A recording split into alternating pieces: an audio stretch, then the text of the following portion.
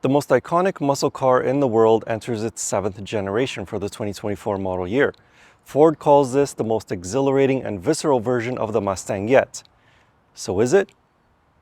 Let's go for a drive and find out.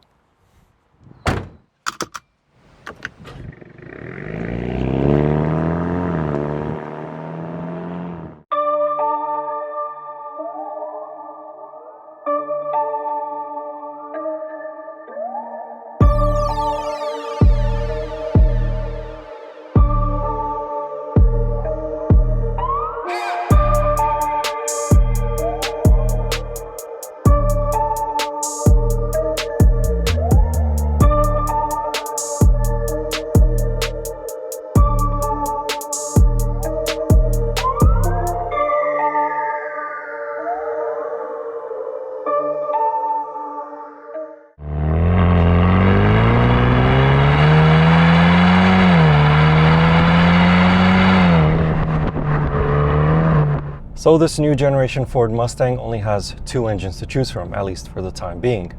There's of course the big 5-liter naturally aspirated V8, and what this one is, which is the Ecoboost, 2.3-liter turbocharged 4-cylinder engine. It produces 315 horsepower and 350 pound-feet of torque. This engine has loads of low-end grunt. In everyday driving, it barely needs to rev, and even when you are driving a little bit more enthusiastically on more entertaining roads, again, it doesn't really need to rev all that much. You also get the impression that it doesn't really want to rev all that much either. Part of that is due to this 10-speed automatic transmission, but this engine just feels more happy in the low to mid RPM range rather than the high 6,500 RPM redline. However, because it likes to keep its RPMs as low as possible, that means that it is actually pretty fuel efficient, at least on highways. On highways, it's rated for 7.1 liters per 100 kilometers, so pretty good. In a city though, it is 10.8 liters per 100 kilometers. I've only been able to average 10.4 liters per 100 kilometers because I haven't really driven it on highways that much, and I've also been doing this with it.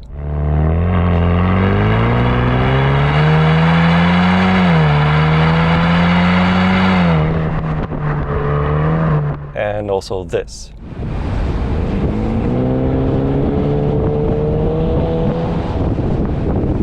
And also this as well.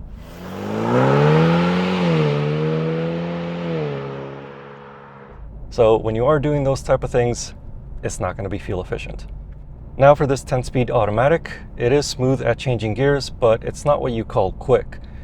Every time that you put your foot down and demand a burst of acceleration like I'm about to right now, it takes a while for it to downshift. But worse than that, you as the driver have no way to control this transmission, unless you go for the high performance package, which costs $6,500 Canadian. The reason why I say that is because this car has no pedal shifters and there's nothing on the shifter to let you go between 1st and 10th gear. You just get D and L, that's it. So if you want to control this automatic transmission, again, you do have to go for that high performance package, which costs a lot of money in order to get paddle shifters. Of course, this package also includes other stuff, not just the paddle shifters, so it has a different limited slip differential, bigger brakes, bigger wheels, different tires, and so on. But the fact that you need to go for that package in order to have control over this transmission, I think that's a flaw, and Ford, hopefully for next year, will change that. When you do find yourself driving this Mustang Ecoboost on more entertaining roads, the first thing that you'll notice is just how quick the steering is on this new car. It reminds me of a BMW steering wheel because every little minute input that you give to it, the front end immediately reacts. Of course, the steering feel is completely lacking, and you can change the stiffness of the steering, or the weight of the steering I should say, from normal to light to heavy, but it doesn't actually provide you with much feel. With this quick steering, the 2024 Ford Mustang drives more like a big sports car rather than a muscle car from a couple of decades ago, or one that is brand new. Away from a racetrack or winding mountain roads, the car feels normal. The back end doesn't try to snap out of control for no reason, the light steering helps maneuver this big car in a tight parking spot, and it stays stable on highways. Depending on how it's optioned, it can turn heads at the racetrack or down Beverly Hills Boulevard.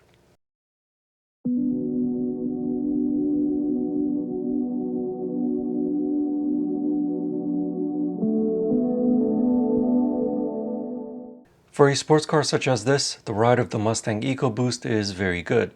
You can take long road trips or use it on a daily basis to and from work on potholed city streets without feeling as though your teeth are being shattered. MagneRide adaptive dampers can be optioned to the Ecoboost, but it requires the high performance package on top of the cost of the dampers, which is $2,500 Canadian.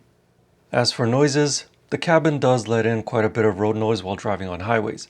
It's not overly intrusive like the cabin of the BMW M2 for example, but you will need to raise your voice a little bit to have a conversation. The other noise that intrudes into the cabin is that of the exhaust. With the optional active exhaust system, the Ecoboost engine sounds pretty good. However, there isn't much of a difference between the tone of the sport and track modes. Quiet mode, however, really does make this car quiet.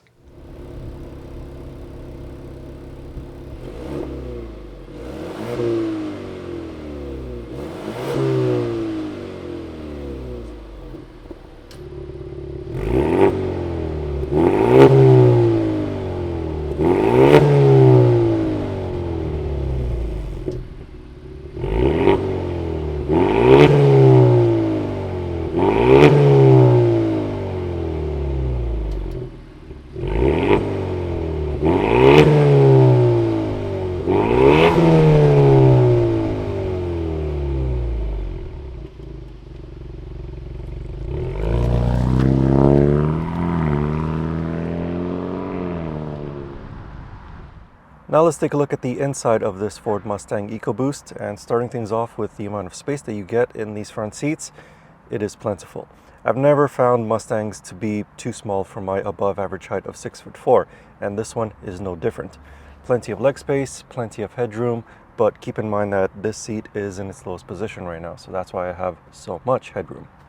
Visibility is also pretty okay. Out the front, I can see fine. The A-pillar is a little bit on the thick side, but I have seen thicker A-pillars. Side view is pretty good as well. Blind spots are not that bad in this car, and I can also see out the back. My small complaint with the outward visibility have to do with the exterior mirrors. They are still a little bit small. The back seats are still very, very tight. Definitely not made for somebody as tall as me. There are only two of them, and they are contoured, so you won't be sliding around if the driver decides to take corners too quickly.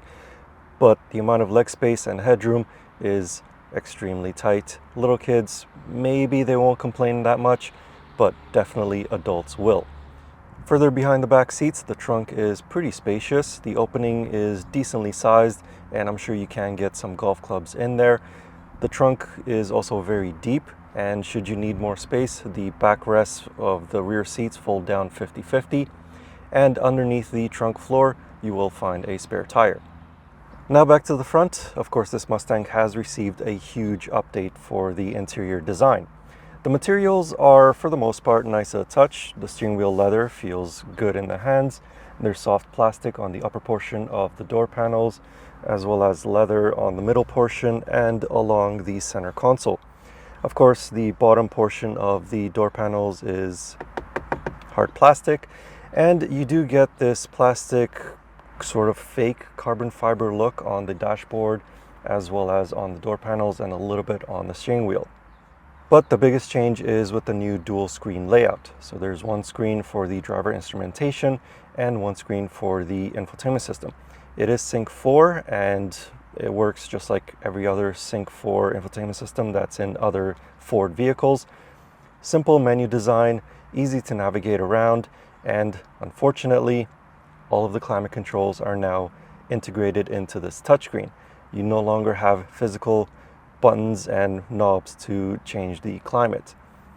If you've seen any of my previous videos, then you know I'm not a fan of this. I much prefer physical controls.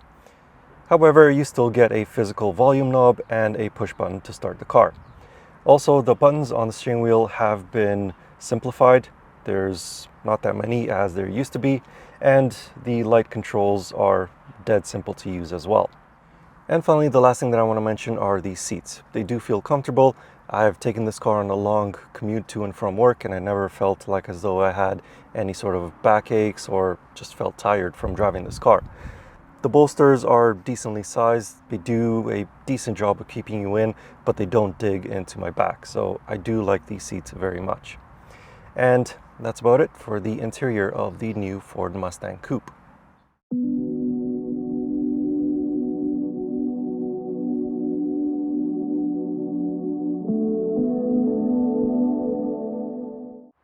The Ford Mustang Ecoboost Coupe starts at a reasonable $37,130 Canadian. But as soon as you start adding on the options to this car, it can quickly get very expensive. For example, there is that high performance package that I mentioned earlier, which costs $6,500 Canadian. And yet this demo car doesn't have it. But this car, as equipped, is still worth $50,000 Canadian. That's a lot of money. For the money, the Ford Mustang has the usual convenience features that vehicles costing this much are equipped with. It has heated front seats along with a heated steering wheel, synthetic leather or optional real leather trimmed seats, dual zone automatic climate control, backup camera, push button start with keyless entry, and an ambient lighting system. What quickly increases the price of this Mustang Ecoboost are options such as the B&O sound system, the aforementioned high performance package, Ford Copilot 360 Plus package, the active exhaust system, MagneRide suspension, and optional Recaro seats. Onto the outside, the front end of the 2024 Mustang sees the most drastic change over last year's model. It looks much more butch, with pronounced headlights and a larger grille. The rear also has some changes, but it's much more subtle. The triple LED taillights remain, and they still have the sequential turn signals of the old. So this new Ford Mustang definitely feels more like a sports car now rather than a muscle car. As the last of the big Detroit 3, it's a good thing that this one drives a lot better than the previous generation.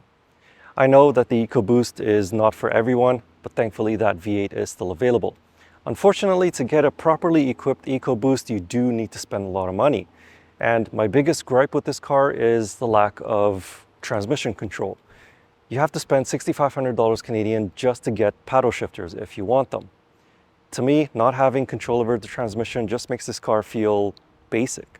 So hopefully with next year's model, Ford will make paddle shifters or some other way to control this automatic transmission whenever the driver wants to as standard equipment and not part of a really expensive package.